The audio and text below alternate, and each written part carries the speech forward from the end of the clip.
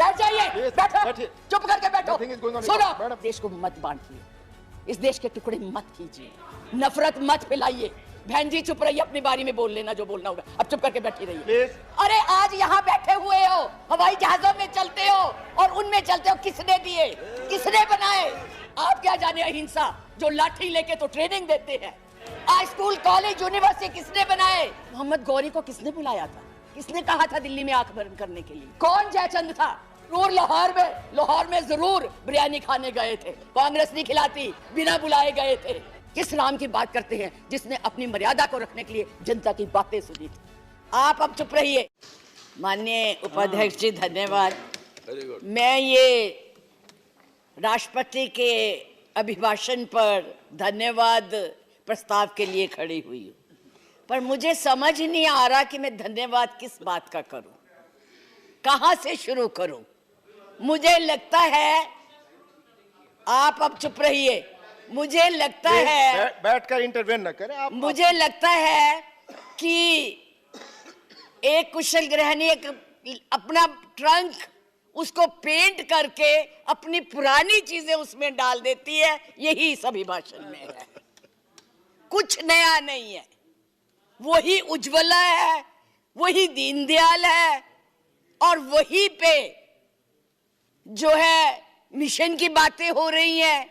बेरोजगारी की कोई बात नहीं है, महंगाई की कोई बात नहीं है, क्योंकि इनको उसकी चिंता ही नहीं है।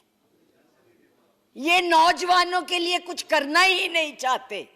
आज विद्यार्थी जो पूरे देश में झंडा लेके खड़े हैं, उनको अपने भविष्य का फिक्र है कि हम डिग्री तो ले लेंगे पर नौकरियां कहां से लाएंगे, क्योंकि इस अभिभाषण में उसका कोई जिक्र ही नहीं है।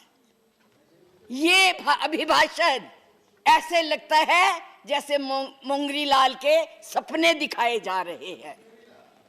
मुंगरी लाल के 2014 में भी दिखाए थे, अभी भी दिखाए रहे हैं। अभी राणा जी बोल के गए, राणे कि जी कांग्रेस भी मैनिफेस्टो देती थी, हमने करके दिखाया है। आज अगर आप गरीबी की रेखा से नीचे देखें तो लोगों का हुआ है। अरे आज यहाँ बैठे हुए हो, हवाई जहाजों में चलते हो और उनमें चलते हो, किसने दिए, किसने बनाए? आज स्कूल कॉलेज यूनिवर्सिटी किसने बनाए? आईआईटी किसने बनाई? एमएमटी किसने बनाई? जिसमें आज आप दिखाई दे रहे हो। क्या किया है 6 साल में? केवल भारत को तोड़ने की कोशिश की है, भारत को बांटने की कोशिश की है और कुछ नहीं किया है। बस वही करो। आज आप लोग इस देश को इस तरह से बांटना चाहते हैं। कुछ नहीं है, ना महिलाओं के लिए है। आज पूरी महिलाएं जो है इस चिंता में हैं कि हमारा भविष्य ठीक है, हम सुरक्षित है, वहां उनको कुछ दिया नहीं जा रहा। और मैं ये कहना चाहूंगी कि मैं पूछना चाहती हूं, क्योंकि आप बहुत इतिहास के बखे हुए हैं, मोहम्मद गौरी को किसने बुलाया था? किसने कहा था दिल्ली में आंख बंद करने के लिए? कौन जयचंद था? कौन जयचंद था?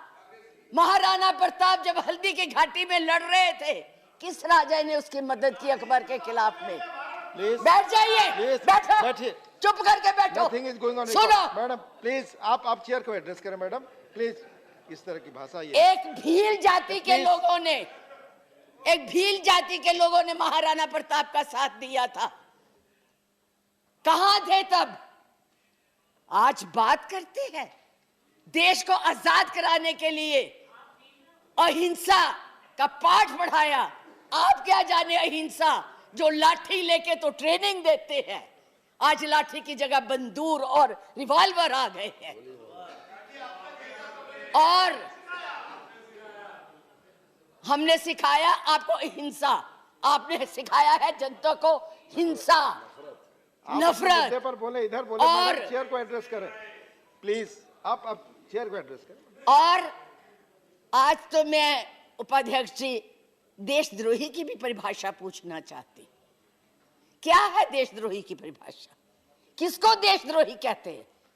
मुझे याद है जब कम्युनिस्ट पार्टी ने भारत की आजादी को नहीं माना था, 4 साल के लिए बैन कर दी थी, लेकिन उनको देशद्रोही नहीं कहा था नेहरू ने। सरकार ने देशद्रोही नहीं कहा था। पंडित नेहरू के खिलाफ लोकसभा में वाजपेयी जी बोलते थे, उनको देशद्रोही नहीं कहा था। आज कोई भी आपके प्रधानमंत्री के खिलाफ, आपके गृह मंत्री के खिलाफ, उनकी नीतियों के खिलाफ बोले, वो देशद्रोही हो गया है। उनको जेल में डाल दो, उनको पकड़ लो। 6 साल के बच्चों को भी नहीं आप तो छोड़ रहे, आप क्या करेंगे? आपके पास ना तो कोई कार्यक्रम है, ना आपके पास भारत के लिए कोई नया सोच है, कुछ नहीं है। केवल एक सोच है कि कैसे इस देश को तोड़ा जाए। 70 साल में उपाध्यक्ष जी हमने पाकिस्तान का इतना नाम नहीं लिया था जितना ये 6 सालों में ले रहे हैं। हमारी महानायिका ने पाकिस्तान के 2 हिस्से कर दिए थे, बांट दिया था, और ये आज पाकिस्तान के नाम से डरा रहे हैं। और वैसे कहते हम बहुत मजबूत है, हर बात के लिए पाकिस्तान, हर बात के लिए पाकिस्तान। क्यों भाई, क्या है वो? आपका कुछ लगता है? हाँ, जरूर लाहौर में जरूर बिरयानी खाने गए थे, कांग्रेस नहीं खिलाती, बिना बुलाए गए थे। और आज बात करते हैं, किसकी बात करते हैं? मैं ये कहना चाहूंगी कि इस भारत को मत तोड़िए।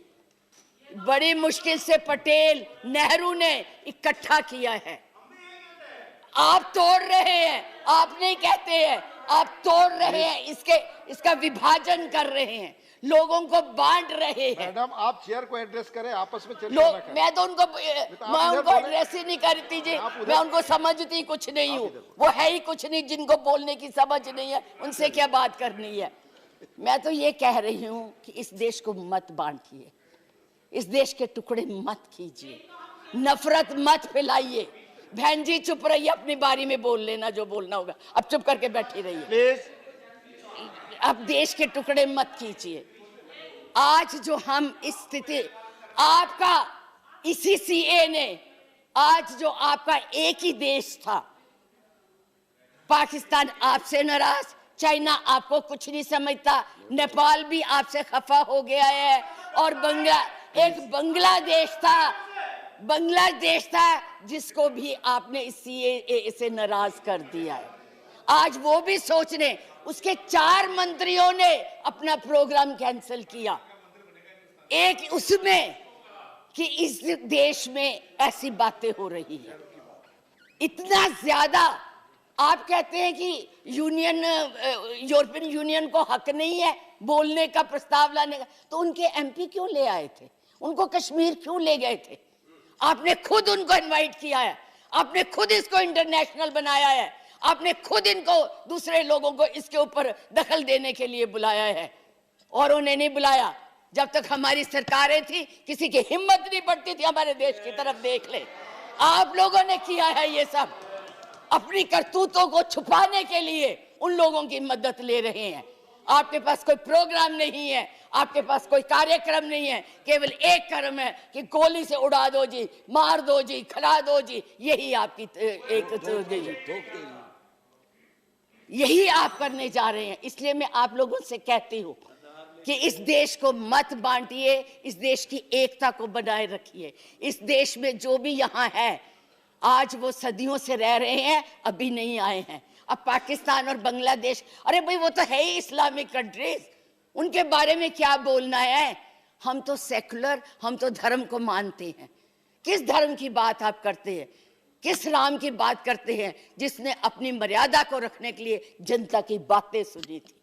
उस जनता की बात सुन के उसने सीता को वनवास भेज दिया, और आप लोग बात तक नहीं करना चाहते। किस राम राज्य की बात करते? किसको पूजते हैं आप? मंदिर बनाइए, जरूर बनाइए, लेकिन उनके आदर्शों को भी मानिए, उनकी बताई हुई बातों को भी मानिए। सिर्फ केवल कहने से बात Madam, नहीं please बनती है, conclude now. ऊंचे ऊंचे भाषण देने से नहीं बात बनती है। इसलिए मैं यही कहूंगी कि इस देश को मत बांटिए, एक रहने दीजिए, ये नफरत मत फैलाइए, ये आपके लिए भी और हमारे लिए भी बहुत खतरनाक है। धन्यवाद।